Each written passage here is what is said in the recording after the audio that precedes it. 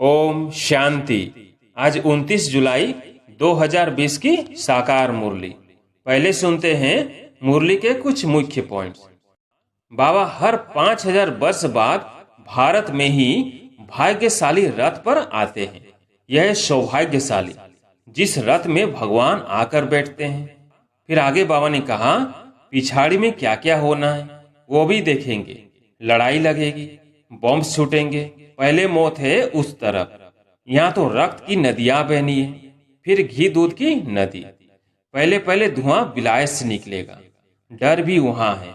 कितने बड़े बड़े बम्स बनाते हैं, क्या क्या उसमें डालते हैं जो एकदम शहर को खलास कर देते हैं। तुमको मुख्य बात समझाई जाती है बाप के याद की, जिससे ही पाप कटेंगे। भगवान जब आया था तो कहा था मामेकम याद करो तो तुम शतो प्रधान बन जाएंगे। अब मुरली सुनते हैं विस्तार से। मीठे बच्चे, पहले पहले सबको बाप का सही परिचय देकर गीता का भगवान सिद्ध करो, फिर तुम्हारा नाम वाला होगा। प्रश्न, तुम बच्चों ने चारों युगों में चक्र लगाया है, उसकी रस्म भक्ति में चल रही है, वो कौन सी? उत्तर, तुमने चारों युगों में चक्र लगाया, वो भी सब शास्त्रों चित्रों आदि को गाड़ी में रख चारों ओर परिक्रमा लगाते हैं, फिर घर में आकर सुला देते हैं। तुम ब्राह्मण देवता क्षत्रिय बनते, इस चक्र के बदले उन्होंने परिक्रमा दिलाना शुरू किया है। यह भी रस्म है। ओम शांति।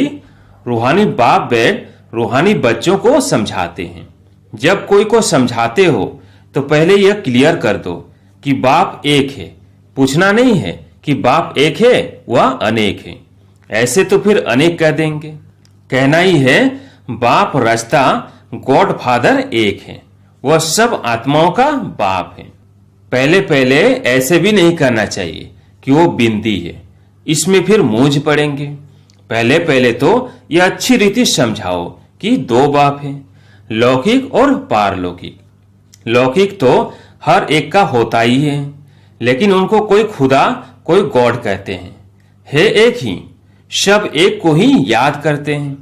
पहले पहले यह पक्का निश्चय कराओ कि फादर है स्वर्ग की रचना करने वाला। वो यहाँ आएंगे स्वर्ग का मालिक बनाने, जिसको शिव जयंती भी कहते हैं। यह भी तुम बच्चे जानते हो। स्वर्ग का रचता भारत में ही स्वर्ग रचते हैं, जिसमें देवी देवताओं का ही राज्य होता है। तो पहले पहले बाप का ही परिचय देना है। उनका नाम है शिव। गीता में भगवानुवाच है ना। पहले पहले तो यह निश्चय कराए लिखा लेना चाहिए।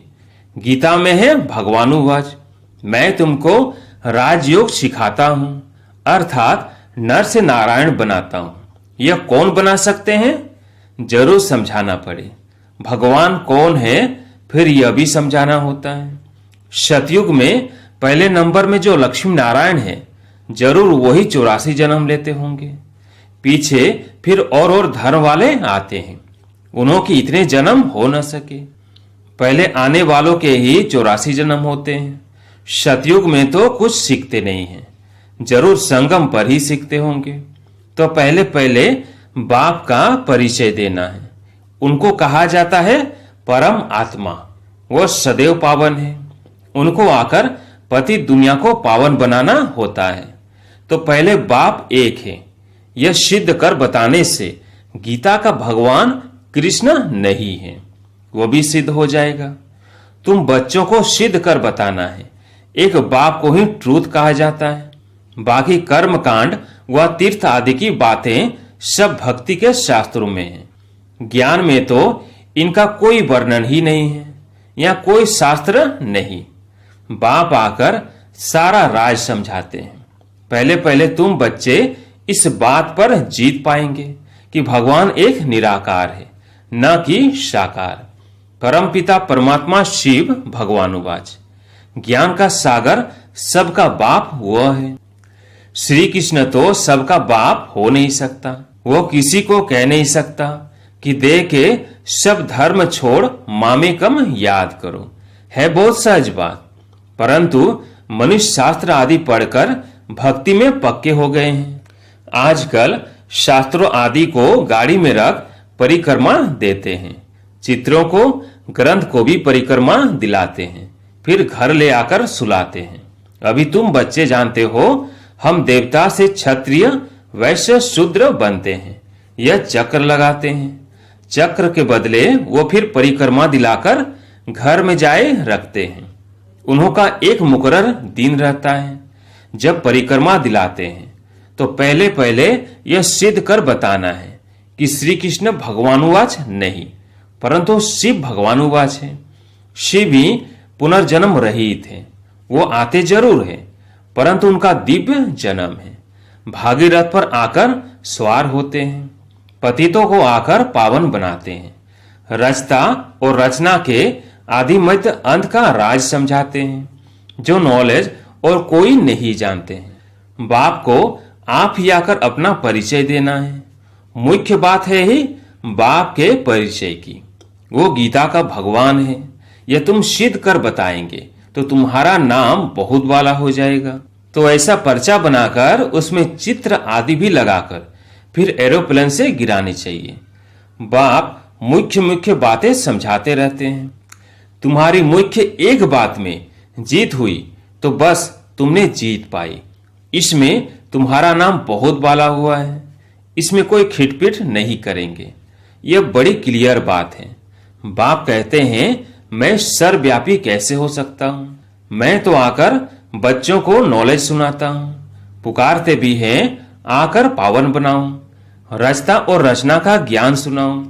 महिमा भी बाप की अलग, कृष्ण की अलग है। ऐसे नहीं शिव बाबा आकर फिर कृष्ण व नारायण बनते, 84 जन्मों में आते हैं। नहीं, तुम्हारी बुद्धि सारी यह बातें समझाने में लगी रहनी चाहिए। मुख्य है ही गीता, भगवानुवाच है, तो जरूर भगवान का मुख चाहिए ना। भगवान तो है निराकार, आत्मा मुख बिगर बोले कैसे? तब कहते हैं, मैं साधारण तन का आधार लेता हूं। जो पहले लक्ष्मी नारायण बनते हैं वही 84 जन्म लेते लेते पिछाड़ी में आते हैं, तो फिर उनके ही तन में आते हैं। कृष्ण के बहुत जन्मों के अंत में आते हैं। ऐसे ऐसे विचार सागर मंथन करो कि कैसे किसको समझाए। एक ही बात से तुम्हारा नाम वाला हो जाएगा। रास्ता बाप का सबको मालूम पड़ जाएगा। फिर तुम्हारे पास बहुत आएंगे, तुमको बुलाएंगे कि यहां आकर भाषण करो।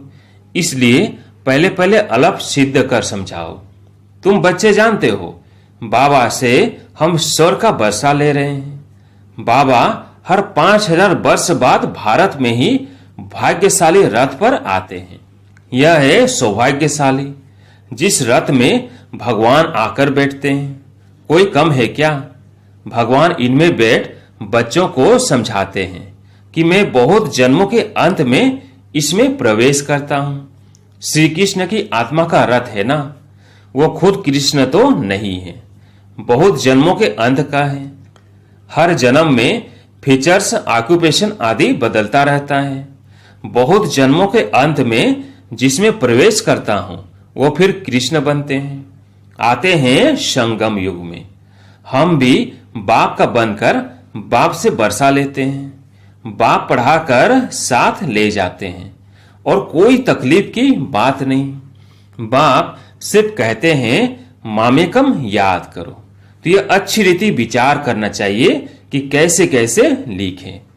यही मुख्य मिस्टेक है, जिस कारण ही भारत अनराइटियस, इनरिलीजियस, इंसॉल्वेंट बना है।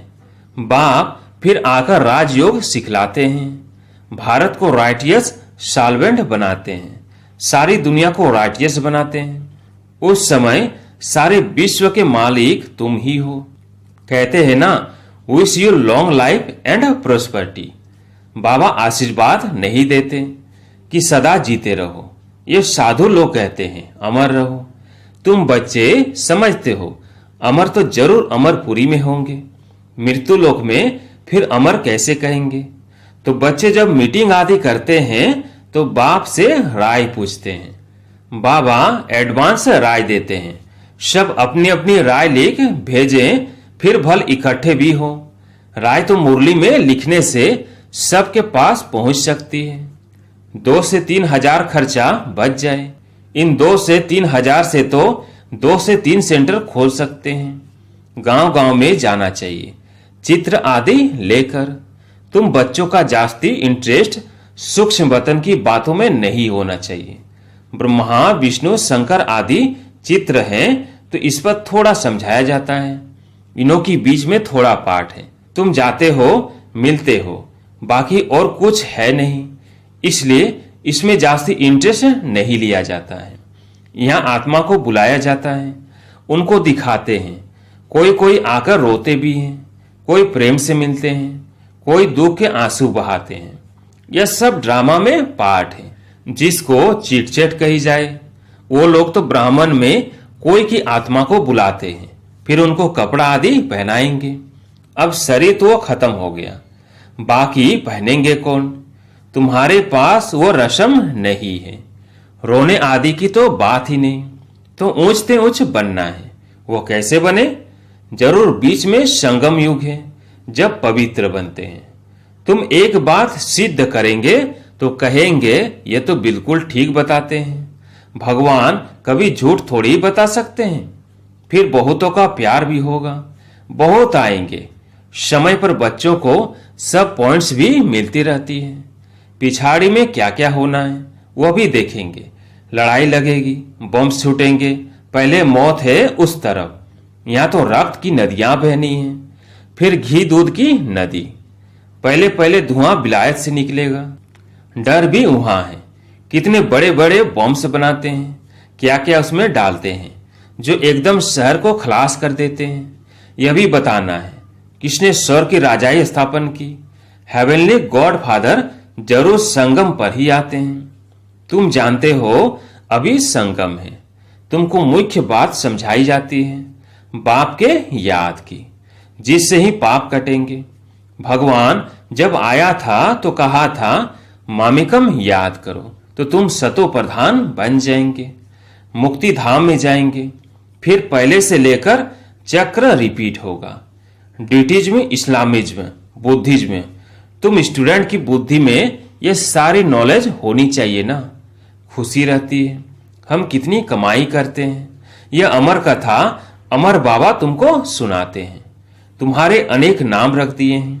मुख्य पहले पहले डिटिज्म, फिर सबकी वृद्धि होते होते झाड़ बढ़ता जाता है। अनेकानेक धर्म, अनेक मतें हो जाती है। यह एक धर्म एक श्रीमत से स्थापन होता है। द्वैत की बात नहीं। ये रूहानी नॉलेज रूहानी बाप बैठ समझाते हैं। तुम बच्चों को खुशी में भी रहना चाहिए।